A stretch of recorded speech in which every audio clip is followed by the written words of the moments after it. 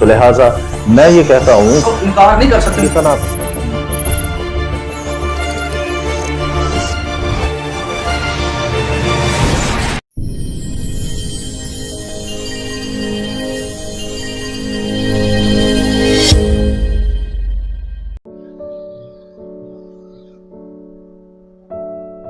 अदोनाई यहोशुआ हमश्या के जलाली और मुकद्दस नाम में आप सबको शलोम। मेरी तरफ से आप सबको ईद तकूफा और नए मौसम का आगाज बहुत बहुत मुबारक हो। आपको भी मुबारक हो। आज का दिन मुबारक दिन है और आज का दिन जो है बहुत सारा सबक हमारे लिए लेकर आया है। हालेलुया। हम सबसे पहले तौरात में से एक हवाले की तलावत करेंगे, फिर हम आगे बढ़ते हैं। खुरूज की किताब उसका 34 बाब आयत नंबर 22। यहां कुछ यूं लिखा है, और तू गेहूं के पहले फल के काटने के वक्त, हफ्तों की ईद और साल के आखिर में फसल जमा करने की ईद माना करना। अदोनाई यहोशुआ हमश्या के कलाम के पढ़े और सुने जाने पर उसका फजल और उसकी बरकत हो। इब्रानी में यह आयत कुछ यूं है, वखग शबाउत ता आसिया लखी बेखोरी का तसीर खताइन वखग हा आसिफ तकूफा हा शना। इस आयत का जो तर्जमा है दरअसल वो कुछ यूं है, और तू गेहूं के पहले फल काटने के वक्त, हफ्तों यानी शबाउत की ईद और साल के मुरने यानी तकूफा पर मजमा की ईद माना करना, या मजमा किया करना, या मजमा किया करना। अब सबसे पहले हमने इस बात पर गौर करनी है कि यहोवा पाक खुदा जो हुक्म दे देता है वो ईमानदार के लिए अहम तरीन होना चाहिए। वो ईमानदार के लिए क्या होना चाहिए?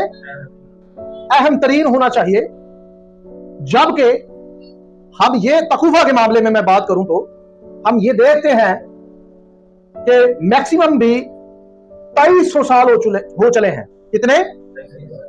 2300 साल हो चले हैं कि तकूफा को बनी इसराइल और कलीसिया ने 1700 सालों से मनाना बंद कर दिया। बनी इसराइल ने यानी फरीसी तबके ने, जिनकी छत्र छाया में बनी इसराइल जो है फलती फूलती रही और उनकी निगरानी में चलती रही, क्योंकि बनी इसराइल ने यानी फरीसियों ने जो बनी इसराइल में कैलेंडर राइज करवाया वो कमरी कैलेंडर था। वो कौन सा कैलेंडर था?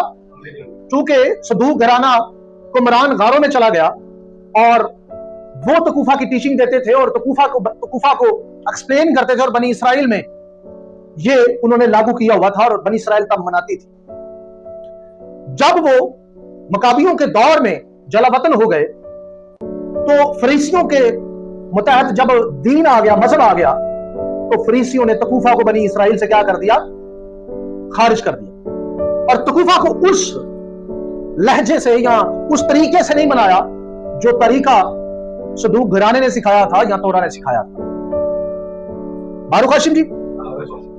लेकिन हम यहोवा पाक खुदा का शुक्र करते हैं कि 1947 में डेड सी स्क्रोल तमार दरियाफ्त हुए, जिनको पढ़ने के बाद यह पता चला कि सदूक घराना जो था वो तकूफा सेलिब्रेट करते थे। वो तकूफा सेलिब्रेट करते थे। बेसिकली तकूफा जो है मौसम बदलने की ईद है। मौसम बदलने की ईद है। अगर तकूफा के बारे में मैं आपको डिटेल बताऊं तो मेरा ख्याल है कि आप ये सारा कुछ पहले से सीख चुके हैं। इब्रानी में सीखा जमा के लिए जो तकूफा के लिए लफ्ज इस्तेमाल होता है वो है तकूफात, और वाहिद में तकूफा है। इसका मायने मुरना है या साल के 4 मौसमों का टन है। साल के 4 मौसमों का क्या है? क्योंकि साल में 4 टन आते हैं, 4 मोड़ आते हैं, और हर मोड़ टन होने पर यानी हर टन पर एक मौसम का आगाज होता है। हर टन पर एक मौसम का क्या होता है? एक मौसम जो है वो 91 दिन 7.5 घंटे का होता है। एक मौसम 91 दिन और 7.5 घंटे का होता है। और यूं 4 मौसमों को जमा करने के बाद एक पूरा साल मुकम्मल होता है, और 4 मौसम जो है इस तरह से एक साल में एडजस्ट किए जाते हैं। और आपको पता है कि यहोवा पाक खुदा ने बनी हुए इंसान को 4 मौसम अता किए हैं। कितने मौसम? सो लिहाजा एक निसान में तकूफा आता है और एक चौथे माह में आता है जो कि ये हम सेलिब्रेट कर रहे हैं। ठीक है जी, ये चौथे माह का तकूफा है जो आज हम मना रहे हैं।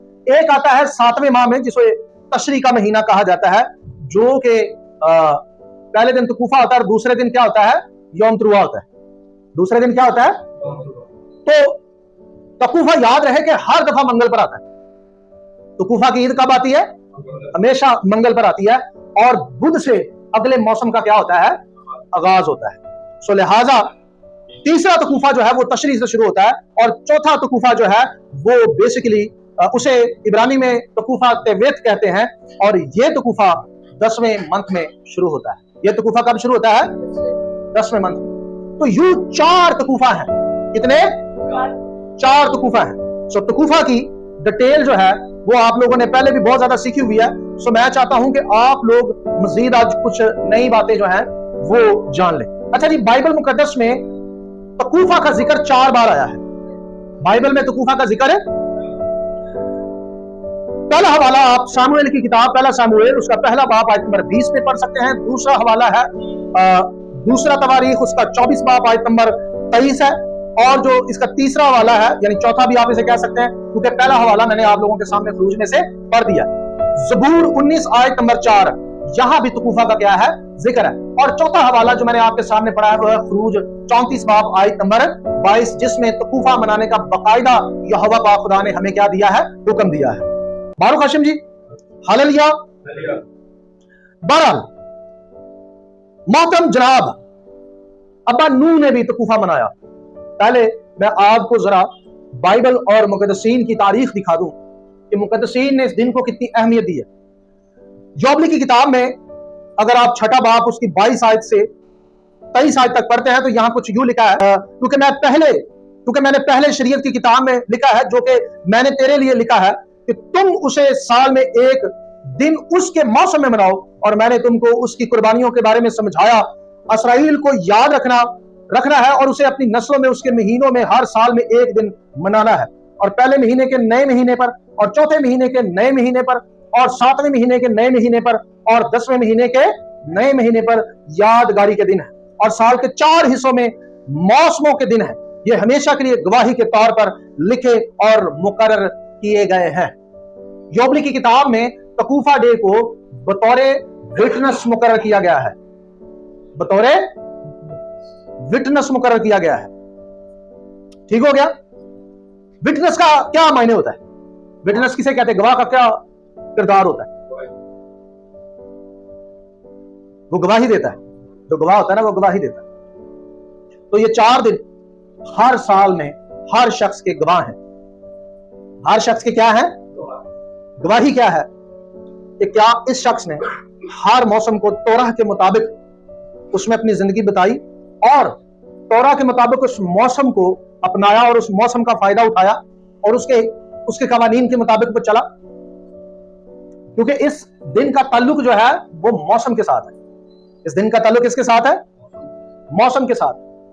तो हर दिन जो होता है वो बतौरे गवाह बनकर मुकर्रर होता है, और वो हमारी गवाही जो है वो देगा अदालत के दिन।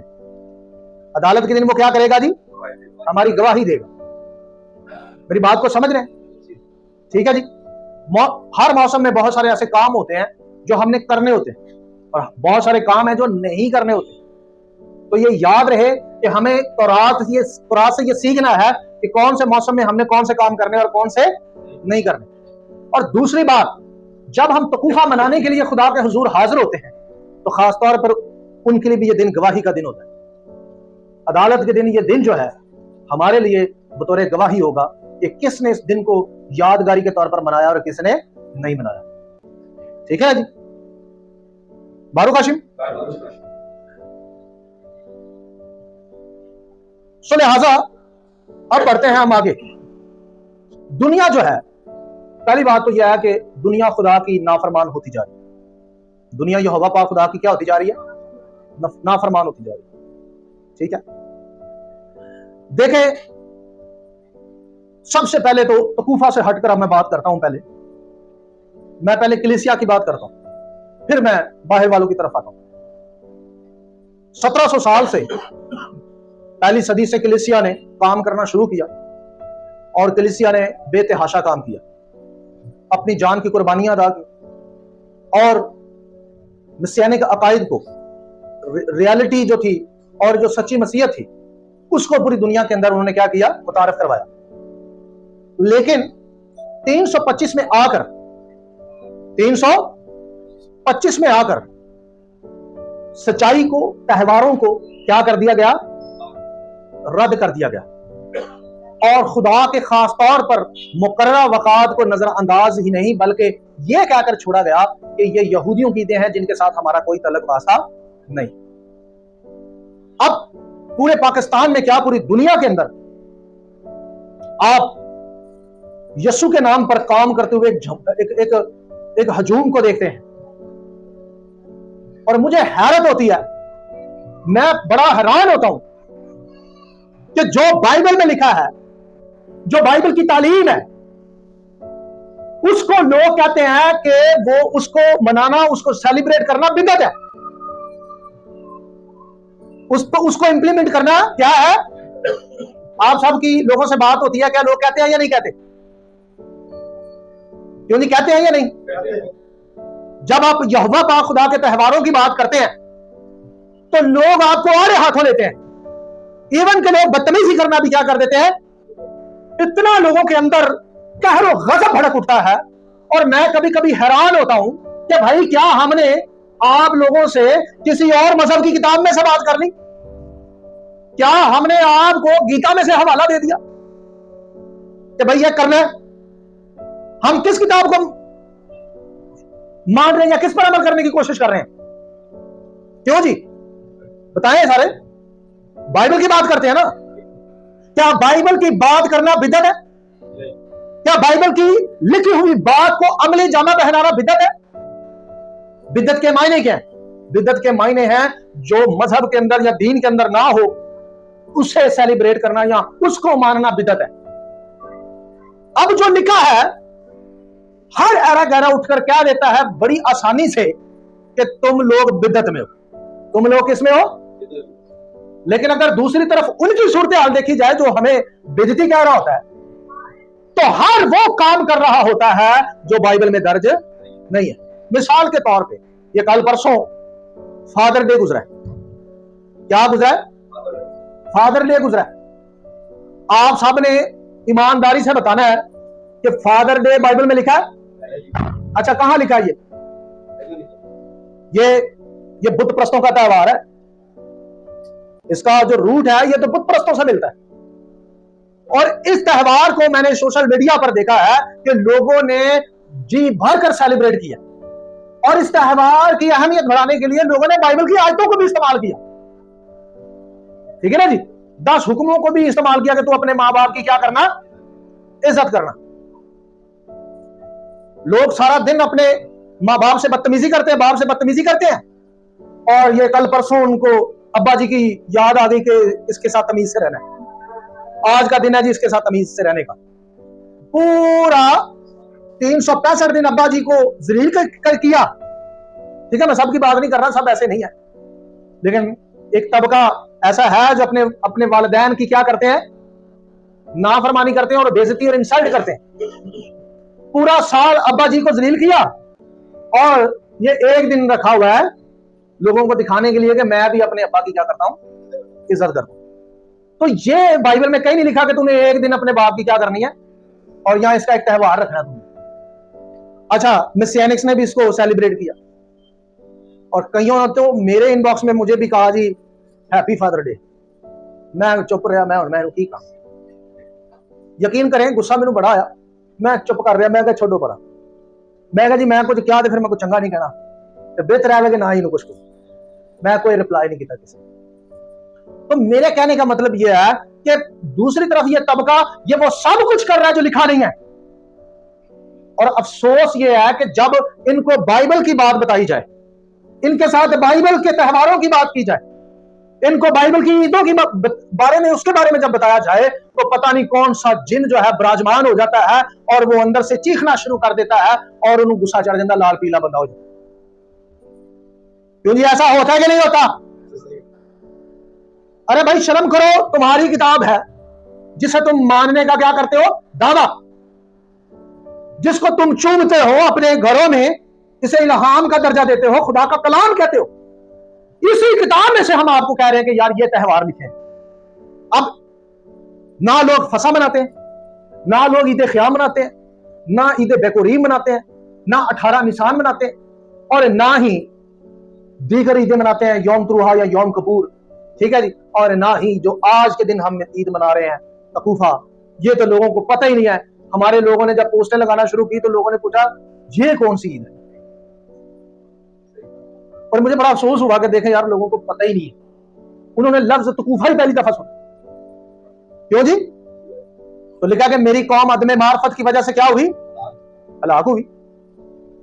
तो आप यहां से समझ सकते हैं कि हमारी कौम का क्या इस वक्त जो है हाल है या क्या इनकी कंडीशन है। तो क्या हम सबको ये नहीं चाहिए कि हम बाइबल मुकद्दस की अहमियत को लोगों के सामने उजागर करें? और क्या उन लोगों को नहीं चाहिए जो बाइबल की ईदें पढ़ते हैं या उसमें से बताई जाती हैं, वो सब इनको सुनने के बाद एहतराम से अपना सर झुका कर कहे कि जो बाइबल में लिखा हम इसे मानेंगे। हालेलुया। सो लिहाजा हमारे लोग, हमारी कौम जो है खास तौर पर इन ईदों की मुखालफत करती है। इन ईदों की क्या करती है? और कई तो डरते नहीं ईदा मनाते, ठीक है जी, कई तो डरते नहीं ईदा से आते। मैं ईद मनान टुर गया तो लोगों ने मैंने कहना है ए यहूदी हो गया, ए की हो गया, ए यहूदी हो गया। तो मैं सबत मना लिया तो मैंने लोग की कहेंगे ए यहूदी हो गया। क्यों जी? ऐसा ही है। मुझे लोगों ने कहा है, खास तौर पर मुझे कहा, लोगों ने कहा हम आएंगे लेकिन ना किसी को बताइएगा ना कि हम आए थे आपके पास, हमने आना है लेकिन प्लीज बताइएगा। मतलब ऐसे तस्वरात लोगों के मैंने देखे, लोग डरे हुए, लोगों को पता चल गया कि ये जो सुफियान रो रहा है सही रो रहा है, इसने जो शोर मचाया हुआ है ये शोर सच्चा है, लेकिन लोगों ने एक मुनाफिकत का लिबादा ओढ़ लिया, उसे नहीं उतारना चाहते। और बाज लोग पादरियां ने सिखाते दड़ा भी फोका ही लड़ी जा रहे हैं, फोका ही लड़ी जा रहे हैं, और ये भी नहीं सोचते कि यार ये हम अपनी ही किताब की क्या कर रहे हैं, अपनी ही किताब की मुखालफत कर रहे हैं। ठीक है ना जी?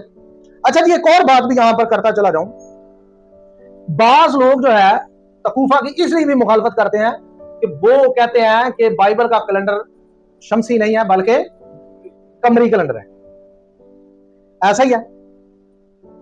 तो हमने बारहा इनको पूछा कि हमें कमरी कैलेंडर के बाइबल में से सबूत दे दो। मैंने कोई 50 से अबव जो है वो क्वेश्चन रेज किए, इनके सामने रखे, आप भी सब गवाह हैं, इसके विटनेस हैं, फेसबुक पर रखे, सोशल मीडिया के बहुत सारे प्लेटफॉर्म पर हमने ये क्वेश्चन रखे, इवन कि अब हमने स्ट्रीमें करना शुरू कर दी, स्ट्रीम की इस पर, और क्वेश्चन रखे इनके सामने कि भाई बताओ कि ये कमरी कैलेंडर बिब्लिकल कैलेंडर कैसे है। फिर हमने ये भी साबित किया कि ये जो शमसी कैलेंडर है, जिसको डेड सी स्क्रोल कैलेंडर कहा जाता है, जिसको मैं तोरा कैलेंडर कहता हूं, जिसके साल के 364 दिन है, कितने? 364। तो मैंने इसको भी एक्सप्लेन किया और इसके सबूत दिए कि ये बाइबल में लिखा हुआ है। ये किस में लिखा हुआ है? तो हमें यह कहा जाता है कि भाई तू ही सूरज का कैलेंडर मान के सूरज देवता की पूजा कर दे। तो मैं फिर आपको यह कहूंगा भाई आप चांद का कैलेंडर मानकर चांद देवता की पूजा करते, क्या मैं ये फिर मान लूं? क्यों जी? मतलब आप वो केड़ा कैलेंडर है चांद सूरज तो बगैर है, सानू वो तो दसो। फिर पूछिए, अगर तारों की कहेंगे तो तारों को भी देवता माना जाता है। क्यों जी? आप चांद की बात करेंगे तो चांद को भी देवता कहा जाता है, मून देवता। तो ये बहानेबाजियां छोड़ दें, ये सारी चीजें छोड़ दें। मुझे पता है कि अब मुखालफीन भी जान चुके हैं कि यार ये सही कह रहा है। बिब्लिकल कैलेंडर जो है वो बेसिकली डेड सी स्क्रोल कैलेंडर ही है। हालेलुया जी।